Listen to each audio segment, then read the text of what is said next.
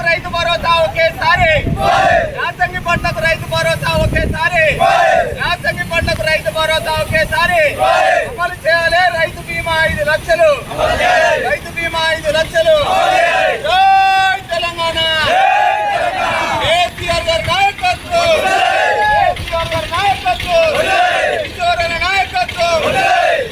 యాసంగి పంటలు కాపాడే విధంగా కాలువలు ఈ నెలాఖరు దాకా నీళ్లు, యాసంగి పంటలు కాపాడే విధంగా ఏప్రిల్ నెలాఖరు దాకా కాలువల్లో నీళ్లు రచించాలి. సక్రమంగా నీళ్లు ఇవ్వలేని కాంగ్రెస్ ప్రభుత్వ నిర్లక్ష్య వైఖరి, సక్రమంగా పంటలు కాపాడలేని కాంగ్రెస్ ప్రభుత్వ నిర్లక్ష్య వైఖరి, పంటకు సరిపడా యూరియా ఇవ్వలేని కాంగ్రెస్ ప్రభుత్వ నిర్లక్ష్య వైఖరి. తెలంగాణ రాష్ట్ర కాంగ్రెస్ ప్రభుత్వం నోటికొచ్చిన కాడి యాసంగి పంటలను ఎండబెట్టే విధంగా ఈ నెల 3వ తారీఖు నాటికే ఎస్ఆర్ఎస్పి నీళ్ల విడుదల షెడ్యూల్ను పూర్తి చేస్తున్నట్టుగా ప్రకటించింది. రైతాంగం బెంబేలు పడతా ఉన్నారు. తుంగతుర్తి మండలంలో దాదాపు 20% పంటలు పొట్టకొచ్చినటువంటి వరి పంటలు కళ్ళ ముందు కనబడతా ఉన్నాయి.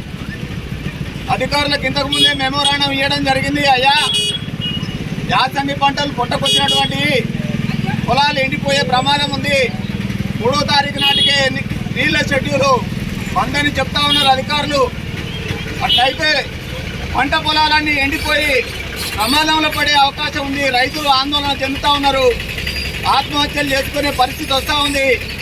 వెంటనే ఈ నెలాఖరు దాకా నీళ్ళిచ్చి పొట్టకొచ్చినటువంటి పంట పొలాలను కాపాడాలని ఎంఆర్ఓ ద్వారా కలెక్టర్కి పంపడం జరిగింది.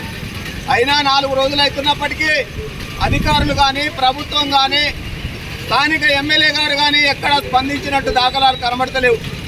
అందుకే ఈరోజు ఆందోళన చెందుతున్నటువంటి రైతుల తరఫున పంటలను కాపాడడం కోసం ఈ తుంగతుర్తి మండల కేంద్రంలో ఈరోజు నిరసన కార్యక్రమం తెలియజేస్తా ఉన్నాం.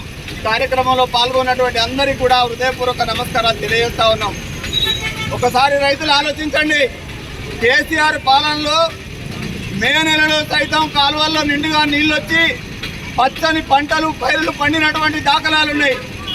అలాంటి కేసీఆర్ను పోగొట్టుకొని రేవంత్ రెడ్డి మాటలు నమ్మి కాంగ్రెస్కు ఓటేస్తే ఈరోజు పొట్ట మీదకి వచ్చినటువంటి పొట్ట దశలో ఉన్నటువంటి వరి పొలాలు ఎండిపోతూ ఉంటే గోడుగోడును ఏడ్చే పరిస్థితి వచ్చింది.